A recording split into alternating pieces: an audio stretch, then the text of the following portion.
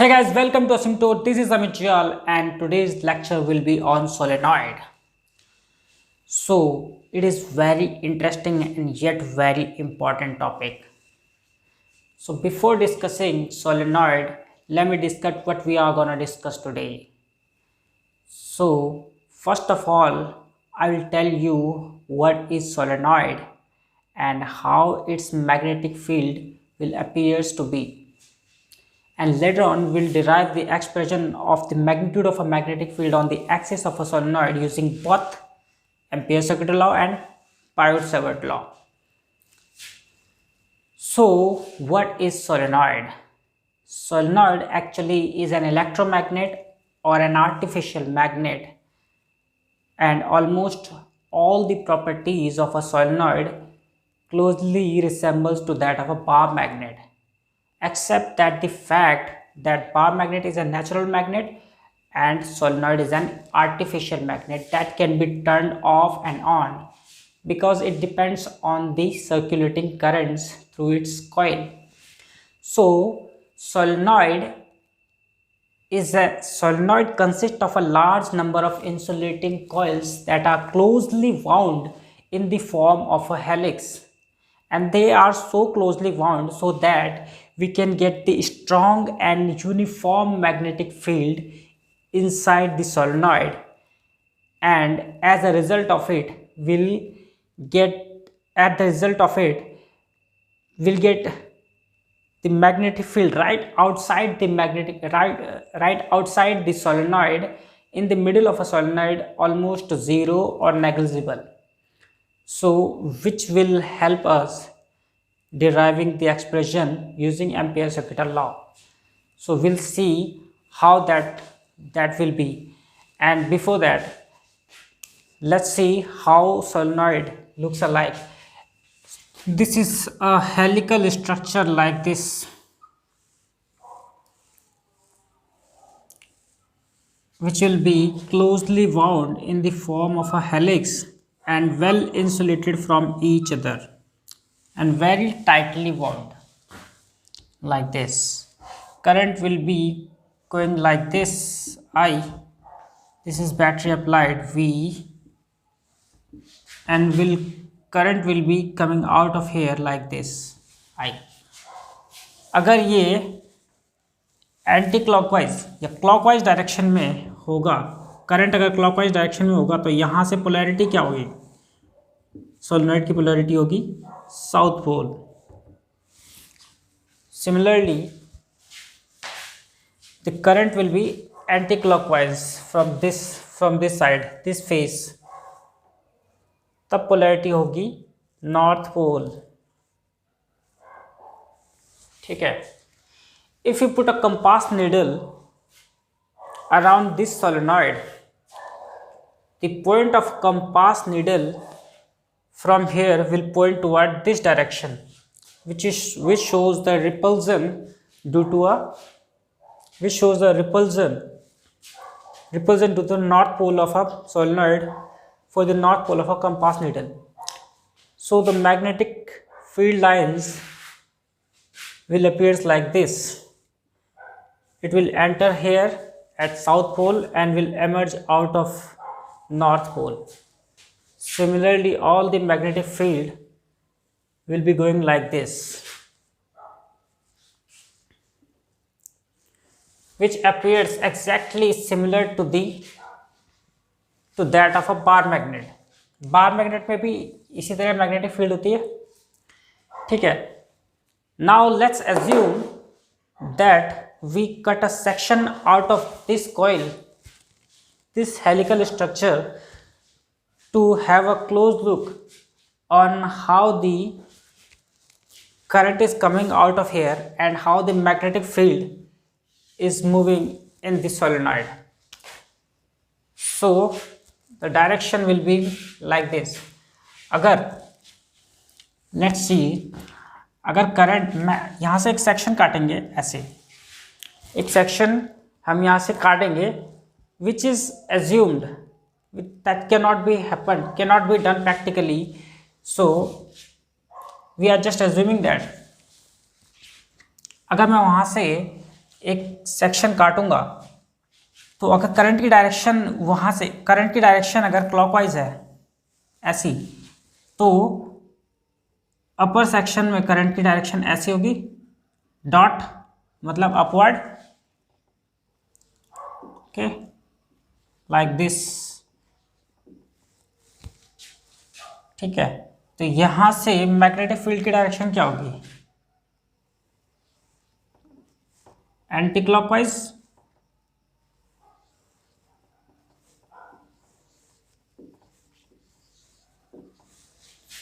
ठीक है।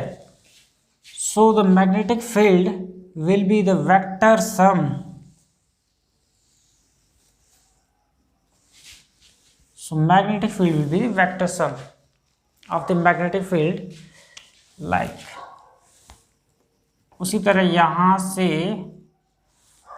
जब करंट क्लॉकवाइज होगा, यहां से ऊपर की तरफ आ रहा होगा, तो ऊपर की तरफ आ रहा होगा मतलब डॉट, तो डॉट के लिए according to right and thumb rule तो मैग्नेटिक फील्ड की डायरेक्शन होगी एंटी क्लॉकवाइज, ठीक है, एंटी क्लॉकवाइज, क्योंकि ये एंटी क्लॉकवाइज होगा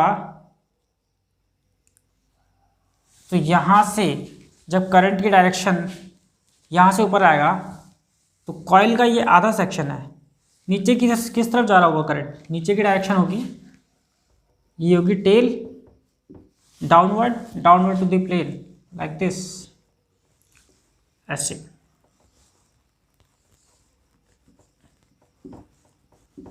यहां से मैग्नेटिक फील्ड की डायरेक्शन क्या होगी,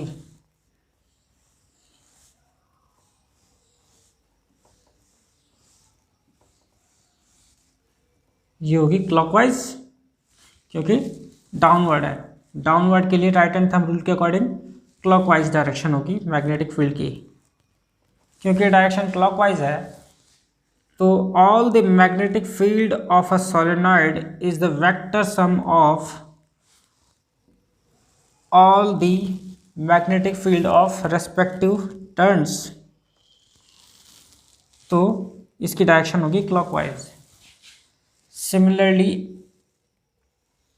ऐसे यहाँ से ये होगी मैग्नेटिक फील्ड की डायरेक्शन अंदर से, और it will appears like this,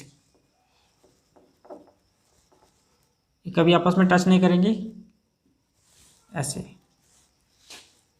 यहाँ से मैग्नेटिक फील्ड की डायरेक्शन होगी ये, यहाँ से होगी ऐसे,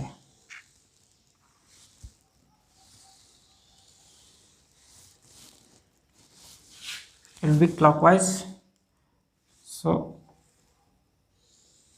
inside the magnetic field will be in the same direction and it will be very strong and uniform magnetic field inside the solenoid। तो ये होगी, इस तरह होगी कुछ मैग्नेटिक फील्ड सोलेनॉइड के द्वारा, मैग्नेटिक फील्ड इस तरह दिखेगी, ये है, यहाँ से करंट ऊपर की तरफ आ रहा है, दिख रहा है, यहाँ से करंट ऊपर की तरफ आ रहा है, ऐसे करंट ऊपर की तरफ होगा तो करंट मैग्नेटिक फील्ड की डायरेक्शन क्या होगी, एंटी क्लॉकवाइज, ऐसे। तो यहाँ से anti clockwise all the magnetic field, the magnetic field, the total magnetic field on the solenoid is the vector sum of all the respective magnetic field through all the coils। तो अंदर की तरफ magnetic field की direction होगी ये, उसी तरह यहाँ से जब करंट नीचे जाएगा ऐसे, ये कॉइल का आधा सेक्शन काटा है ना हमने, ठीक है, तो यहाँ से मैग्नेटिक फील्ड ऊपर आ रही थी, करंट ऊपर आ रहा था तो यहाँ से नीचे जा रहा था ऐसे, ठीक है। तो जब नीचे जाएगा तो यहाँ से मैग्नेटिक फील्ड की डायरेक्शन क्या होगी, क्लॉकवाइज, और क्लॉकवाइज जब मैं इसको ऐड करूँगा अंदर से इसी डायरेक्शन में होगी ना मैग्नेटिक फील्ड, तो यहाँ से ऐसे, तो बाहर की जो मैग्नेटिक फील्ड होगी ये इस अंदर की मैग्नेटिक फील्ड के बिल्कुल अपोजिट होगी, और बाहर की मैग्नेटिक फील्ड अगर जितना टाइटली बाउंड होगा उतनी ज़्यादा अंदर स्ट्रांग होगा, यूनिफॉर्म मैग्नेटिक फील्ड होगी, और बाहर की फील्ड होगी ऑलमोस्ट वीक और नेग्लिजिबल। तो बाहर की फील्ड होगी वीक मैग्नेटिक फील्ड आउटसाइड,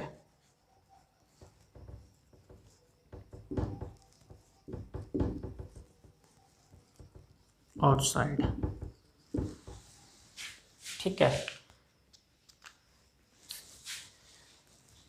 सो अब हम इसे रब करेंगे. Now we are all set to derive the expression of a magnitude of a magnetic field intensity on the axis of a solenoid. So let's take a look here. This is the solenoid in which the current is coming out from here. This is a dot coming out from this section. This is a section cut out of a solenoid. Current is coming out of here, and this is a lower section from where current is going in, like this.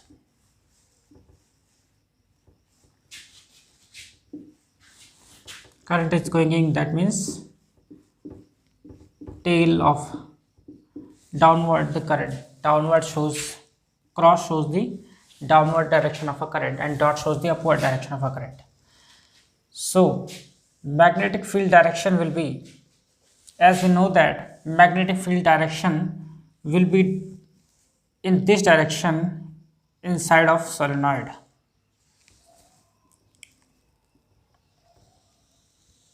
Which will be strong and uniform magnetic field. And as we have considered it to be closely or tightly wound, the magnetic field right outside in the middle of a solenoid will be almost zero or negligible. So we'll consider it zero outside the solenoid. So we are going to derive the expression of a solenoid using Ampere's Sagittal law.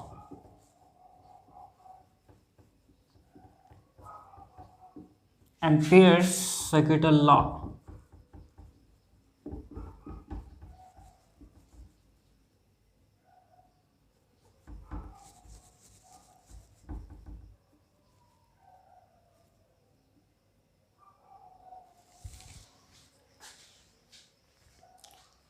So for using Ampere's Sagittal law, we'll take a rectangular Amperian loop right in the middle of a solenoid, like, let's take it here.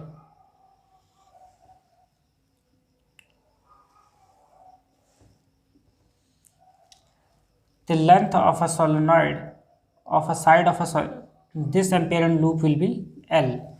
This will be PQRS. PQRS. This is a rectangular Amperian loop PQRS, in which number of turns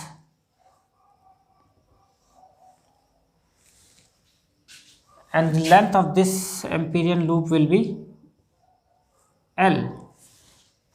Let's assume N to be number of turns or coils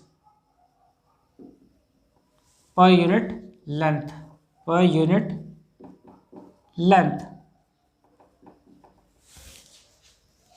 सो इस length तक कितने turns होंगे, तो total turns कितने होंगे, total turns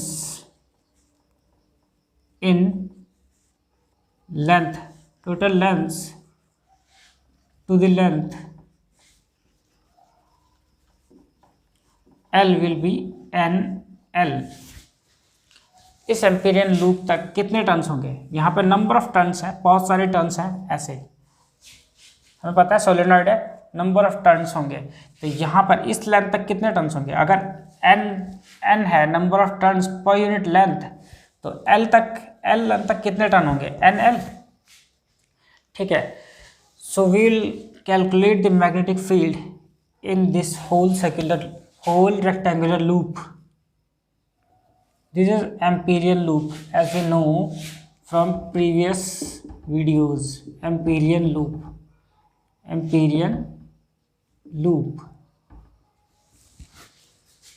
Okay. So according to Ampere's second law, the total magnetic field, the closed line integral of a magnetic field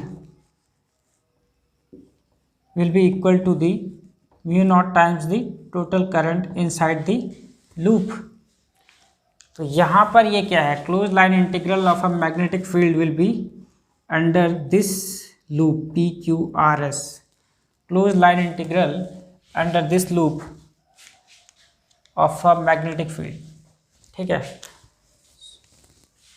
सो यहाँ से जब हम मैग्नेटिक फील्ड निकालेंगे तो मैं इस पूरे लूप के अंदर मैग्नेटिक फील्ड को इंटीग्रेट करूँगा कि और कैलकुलेट करूँगा कि इस लूप के अंदर कितने मैग्नेटिक फील्ड है,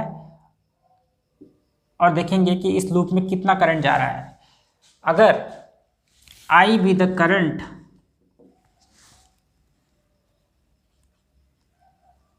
going through the loop,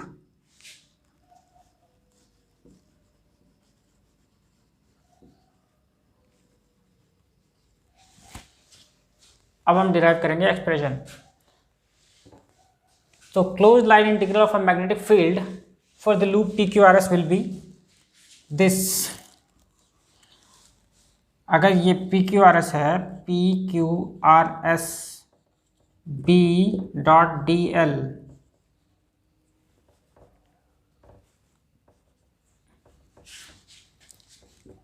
पहले मैं इस लाइन तक निकालूंगा, इस लाइन के लिए मैग्नेटिक फील्ड निकालूंगा।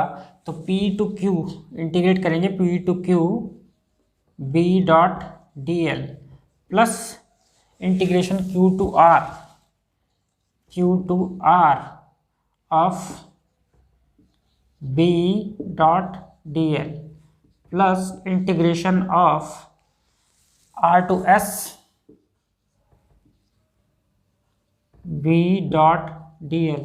Similarly, integration from S to P B dot dl। Okay, क्योंकि मैग्नेटिक फील्ड की डायरेक्शन है ये, तो Q टू R और S to P direction of current यहाँ पर क्या होगी, इस लूप की डायरेक्शन यहाँ पर मैग्नेटिक बिल्कुल 90 डिग्री है, परपेंडिकुलर है। सो क्योंकि B डॉट डी एल होता है बी एल कॉस थीटा, ये मैग्नीट्यूड होता है इसका, B dot D L cos theta, D L cos theta, क्योंकि थीटा यहाँ पर इस केस में for the case Q to R B dot dl will be equal to the S to P B dot dl will be B dl cos, क्योंकि ये perpendicular है तो cos 90, क्योंकि cos 90 होता है 0, तो इस केस में इस लूप में इस डायरेक्शन में मैग्नेटिक फील्ड होगा 0। और also magnetic field from R to S, क्योंकि R टू S है in the middle of the solenoid, right at the outside, right outside in the middle of the solenoid. यहाँ पर मैं पहले ही बता चुका हूँ कि मैग्नेटिक फील्ड यहाँ पर होगी ऑलमोस्ट 0 और नेग्लिजिबल, क्योंकि ये आउटसाइड है तो मैग्नेटिक फील्ड होगी 0, क्योंकि outside the solenoid.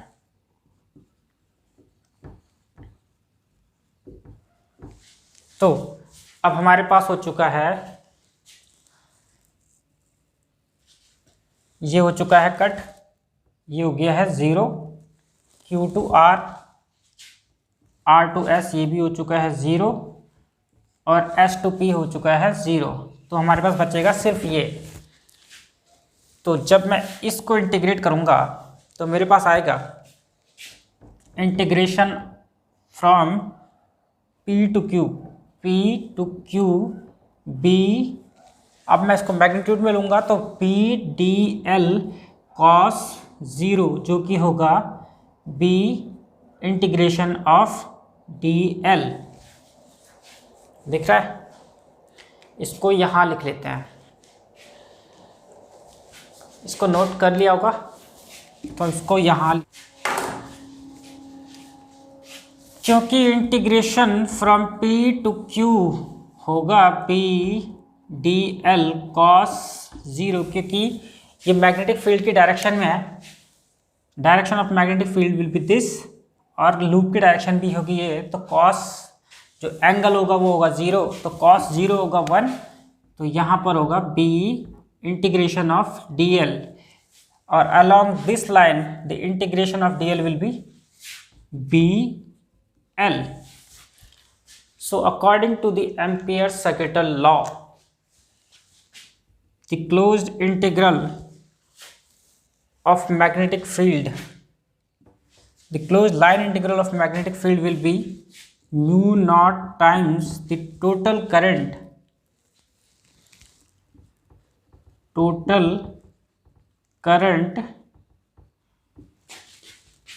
in the rectangular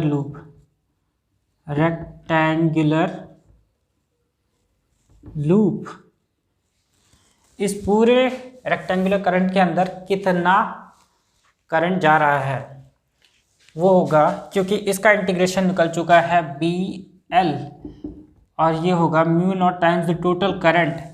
total current इसकी लेंथ होती है, क्योंकि टोटल करंट कितना होगा, जितना इसकी लेंथ होगी उतने number of turns into D, और इसके अंदर कितना करंट होगा, number of turns, total number of turns कितना हो गया था, यहाँ से निकाला था हमने n इंटू आई।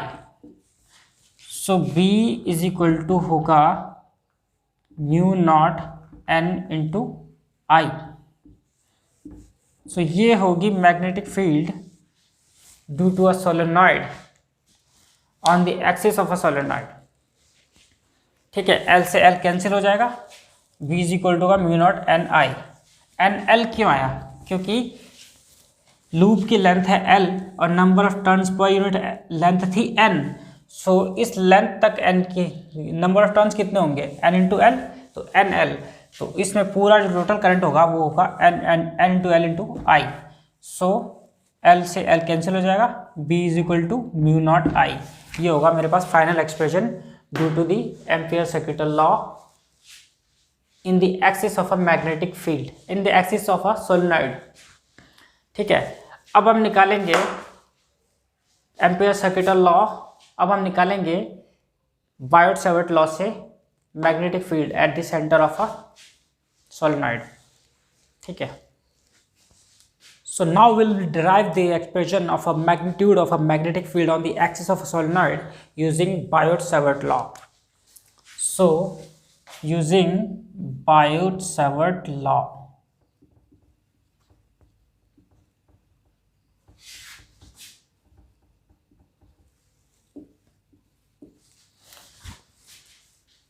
so ये रखा है सोलेनॉइड, यहाँ पर हम ले लेंगे number of turns.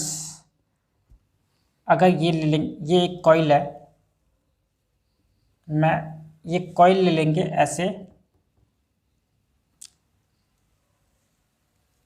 This is a section of a number of coils in which there are n coils. This is a length dx, this is a differential length dx, and to this suppose there are n number of turns in this, because n is the number of turns per unit length, per unit length,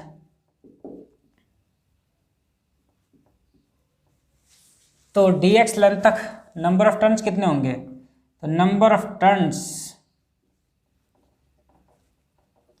to the length dx will be n dx। तो यहाँ तक number of turns कितने होंगे, यहाँ तक होंगे n dx। ये एक सेक्शन है, बहुत सारे टर्न्स हैं यहाँ पर सोलेनॉइड में।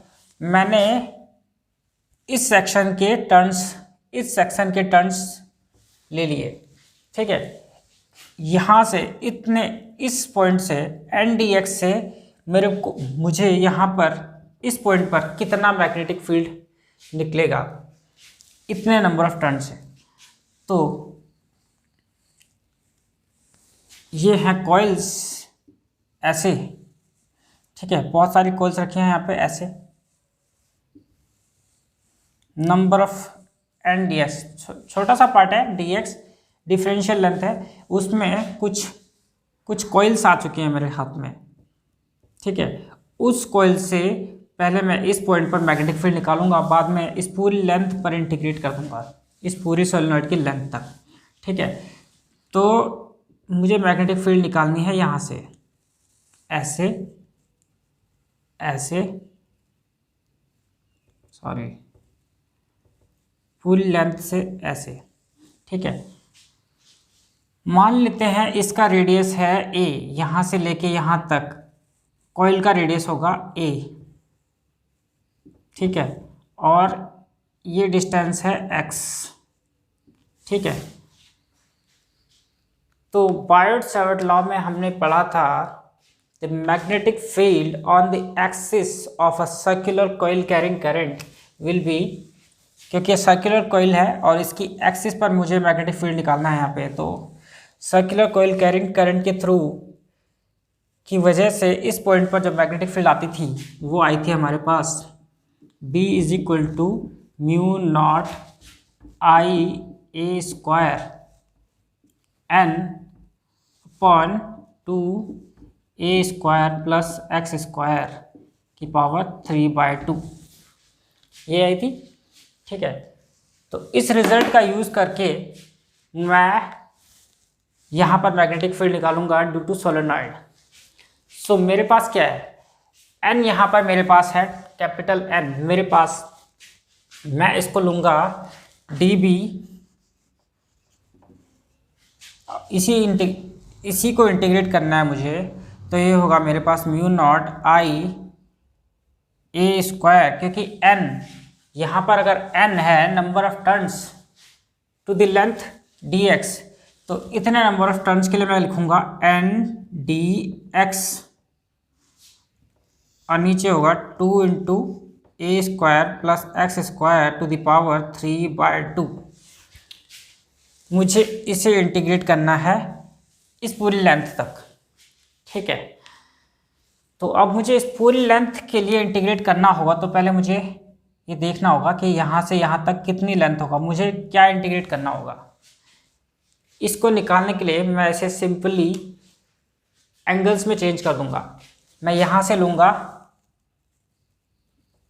ये वाला पॉइंट, मैं, क्योंकि मुझे इस पूरी लेंथ तक इंटीग्रेट करना है, तो ये और ये लूँगा ऐसे, इसको मैं मान लूँगा एंगल θ1, ये दिख रहा है, यहाँ से ले लूँ, ये होगा θ1। तो ये वाला एंगल होगा θ2, यहाँ से लेके यहाँ तक, क्योंकि मैं पहले इस पॉइंट से मैं यहाँ से यहाँ इंटीग्रेट कर रहा हूँ, तो पहले मैं ये वाला थीटा लूँगा, फिर यहाँ से पूरा ये वाला थीटा, तो ये वाला थीटा, ये इनिशियल लिमिट और ये फाइनल लिमिट होगी, यहाँ से लेके यहाँ तक पूरी लेंथ कवर हो जाएगी मेरे पास, तो ये होगा θ2, ये पूरा एंगल होगा θ2, ठीक है। तो इस पूरी लेंथ तक मुझे इंटीग्रेट करना होगा, तो उसके लिए, क्योंकि मैं इसको ले चुका हूँ थीटा, तो मैं यहाँ पर लूँगा, क्योंकि मुझे इसे भी एलिमिनेट करना पड़ेगा, क्योंकि अब वेरिएबल हो जाएगा थीटा में, तो इसको भी थीटा में लूँगा। तो मैं यहाँ से लूँगा, इसको लूँगा tan theta is equal to a upon X. तो x क्या हो जाएगा, x हो जाएगा a अपॉन tan थीटा और a इंटू कॉट थीटा, क्योंकि मैं x को ले चुका हूँ a cot थीटा, अब मैं सब जगह x को a cot थीटा लिखूंगा।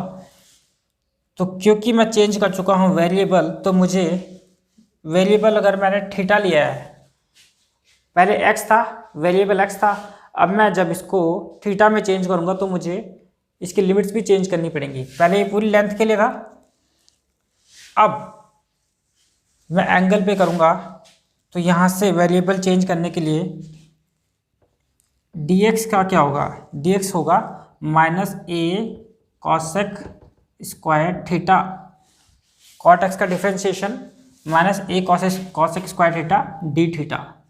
अब वेरिएबल हमारे पास थीटा में आ चुका है, ठीक है। तो बस अब मैं इसको यहाँ पर सब्सटीट्यूट कर दूंगा, तो मेरे पास मैग्नेटिक फील्ड क्या होगी, ऐसे मेरे पास मैग्नेटिक फील्ड होगी ये integration of mu not I A square, N की जगह आएगा, माइनस को मैं ले लूँगा बाहर, ये हो जाएगा a into cosec square theta D theta upon 2 into A square plus x square की जगह लूँगा a square cot square theta, a square cot square theta to the power 3/2, ठीक है। अब जब मैं इसे ऊपर लिखूंगा, यहाँ पर इसे ऊपर लिख लेते हैं, b is equal to integration of mu not I A square into A cosec square theta D theta, minus sign आएगा बाहर, 2 into A square plus A square cot square theta to the power 3/2। अगर मैं यहाँ से a common लूँगा, यहाँ तक समझ में आ रहा है ना, ठीक है। अगर मैं यहाँ से a कॉमन लूँगा तो a के साथ आएगा, a के साथ ये वाली पावर भी बाहर आएगी, a स्क्वायर इंटू 3/2, ठीक है। अंदर क्या बचेगा, 1 plus cot square theta to the power 3/2। ये क्या हो जाएगा, 2 से 2 कैंसिल, 2a की पावर 3 a क्यूब हो जाएगा, और 1 प्लस कॉट स्क्वायर थीटा होता है मेरे पास कॉसेक स्क्वायर थीटा, और इसकी पावर 3/2 हो जाएगी, 2 से 2 कैंसिल, ये हो जाएगा 2a cube cosec cube theta, ठीक है। तो मैं ऊपर मेरे पास क्या आएगा, integration of minus mu not I A square into a हो जाएगा a cube into cosec square theta into d theta upon 2a cube cosec cube theta, a cube से a क्यूब हो जाएगा कैंसिल, कॉसेक स्क्वायर थीटा से cosec cube theta, a cosec theta नीचे बच जाएगा, ये हो जाएगा minus integration of mu not I upon 2 N छूट गया यहाँ पर हमारा, यहाँ पर एक n भी था, ठीक है, n नोट कर लेना, n इंटू n, तो यहाँ पर आएगा mu naught n i/2 into cosec theta नीचे था, तो वो ऊपर कॉसेक थीटा ऊपर आएगा, तो क्या हो जाएगा साइन थीटा डी थीटा। तो अब इंटीग्रेशन होगा इसका minus mu naught n i/2, तो आएगा बाहर, इंटीग्रेशन होगा साइन थीटा डी थीटा का, क्योंकि साइन थीटा का इंटीग्रेशन होता है, क्योंकि मुझे इंटीग्रेट करना है θ1 टू θ2, तो इनिशियल लिमिट होगी θ2 और ये होगा θ1 फाइनल लिमिट, ठीक है, यहाँ से शुरू करेंगे और यहाँ पे, तो क्योंकि साइन थीटा का इंटीग्रेशन होता है माइनस कॉस थीटा, तो mu not N I by 2 into minus cos theta from theta 1 to theta 2।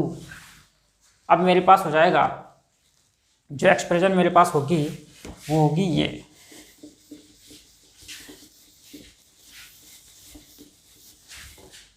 Final expression मेरे पास जो होगी वो होगी ये, क्योंकि माइनस से माइनस ये अंदर जाएगा तो कैंसिल हो जाएगा, तो मेरे पास जो फाइनल एक्सप्रेशन होगी वो होगी mu naught N I upon 2 into cos theta 1 minus cos theta 2। ठीक है, ये एक्सप्रेशन होगी मेरे पास। ठीक, ये होगी मैग्नेटिक फील्ड की expression due to solenoid at any point on the axis of a solenoid. तो अगर यहाँ पर कुछ केसेस लेंगे, अगर थीटा 1, अगर मैं थीटा 1 को लूँगा 0, मतलब ये अगर इन्फानाइट लेंथ का है, इन्फानाइट लेंथ का सोलेनॉइड होगा, अगर बहुत लंबी लेंथ का होगा, केसेस लेंगे मैं यहाँ पर केसेस, अगर इन्फानाइट लेंथ का सोलेनॉइड होगा ऐसे, ऑलमोस्ट इन्फानाइट, क्या बहुत लंबी है, बहुत बड़ा सोलेनॉइड है, लार्ज नंबर ऑफ टर्न्स है, मुझे बीच में मैग्नेटिक फील्ड निकालना है ऐसे, तो यहाँ से अगर मैं मैग्नेटिक फील्ड निकाल रहा हूँ, तो अगर मैं यहाँ से मैग्नेटिक फील्ड निकाल रहा हूँ, तो ये जो ये वाली लिमिट होगी ये ऐसे होगी, ये होगा थीटा 1 और ये होगी थीटा 2। तो थीटा 1 को मैं ले लूँगा ऑलमोस्ट 0 डिग्री और थीटा 2 को ले लेंगे ऑलमोस्ट 180 डिग्री, क्योंकि ये इन्फानाइट लेंथ हमने अज्यूम की है, तो क्योंकि ये बहुत लंबा होगा तो ये उतना ही बेस के नज़दीक होगा, तो ये ऑलमोस्ट 0 डिग्री होगा, ये ऑलमोस्ट 180 डिग्री होगा। तो इस केस में मैग्नेटिक फील्ड क्या होगा, B mu not N I upon 2, क्योंकि कॉस थीटा है 0, कॉस थीटा 0 होगा तो कॉस थीटा होगा 1, और माइनस कॉस 180 क्या होगा -1, तो ये होगा b is equal to mu not N I upon 2 into 2। इस केस में होगा मेरे पास b mu not N I, जो कि होगा बिल्कुल सोलेनॉइड एम्पियर सर्किटल लॉ के द्वारा जो हमने निकाली थी सोलेनॉइड पे एक्सप्रेशन, सोलेनॉइड की मैग्नेटिक फील्ड की एक्सप्रेशन ये। और इन केस अगर मैं एंड पॉइंट पर मैग्नेटिक फील्ड निकालता हूँ, ऑलमोस्ट इन्फिनाइट लेंथ का सोलेनॉइड है ऐसे, और मैं यहाँ पर मैग्नेटिक फील्ड निकाल रहा हूँ, तो यहाँ पर मेरे पास जो थीटा 1 होगा वो होगा 90, और थीटा 2 जो होगा मेरे पास वो होगा ऑलमोस्ट 180 डिग्री, थीटा 2 होगा मेरे पास 180 डिग्री। तो उस केस में मेरे पास भी होगा mu not N I by 2 into, क्योंकि कॉस थीटा है 90 तो ये होगा 0, और -0 माइनस ऑफ -1 होगा, तो ये होगा मेरे पास magnetic field mu not N I upon 2। तो इससे मुझे पता चलता है कि एंड पॉइंट्स पर मैग्नेटिक फील्ड हमेशा हाफ होती है, जो कि बीच में होती है उसका। सो बीच में मैग्नेटिक फील्ड थी हमारे पास म्यू नॉट एन आई, और एंड पॉइंट्स पर होगी, एट द एंड होगी मेरे पास magnetic field mu not N I by 2, जो कि हम पहले भी पढ़ चुके थे। पहले इन्फानाइट लेंथ के कंडक्टर से किसी पॉइंट पर हमने मैग्नेटिक फील्ड निकाली थी, तो उसमें बीच में मैग्नेटिक फील्ड जो आई थी वो एंड पॉइंट्स की 2 टाइम्स थी, एंड पॉइंट्स की दोगुनी थी। ठीक है, एंड पॉइंट्स पर एकदम मैग्नेटिक फील्ड हाफ हो जाती है, तो यहाँ से इस एक्सप्रेशन से हम यहाँ पर प्रूफ कर सकते हैं। ठीक है, तो ये थी सोलेनॉइड पर magnetic field due to Biot Savart law. हम एम्पियर सर्किट लॉ भी डिस्कस कर चुके हैं और बायोट सेवर्ट लॉ भी डिस्कस कर चुके हैं मैग्नेटिक फील्ड निकालने के लिए सोलेनॉइड के। सो आज का टॉपिक होता है यहीं पर ख़त्म। सो मिलते हैं नेक्स्ट वीडियो में। नेक्स्ट वीडियो होगा मेरा टॉरॉइड पे। So magnetic field on the centre of a toroid. So तब मिलते हैं नेक्स्ट वीडियो में। तब तक के लिए bye and thanks for watching.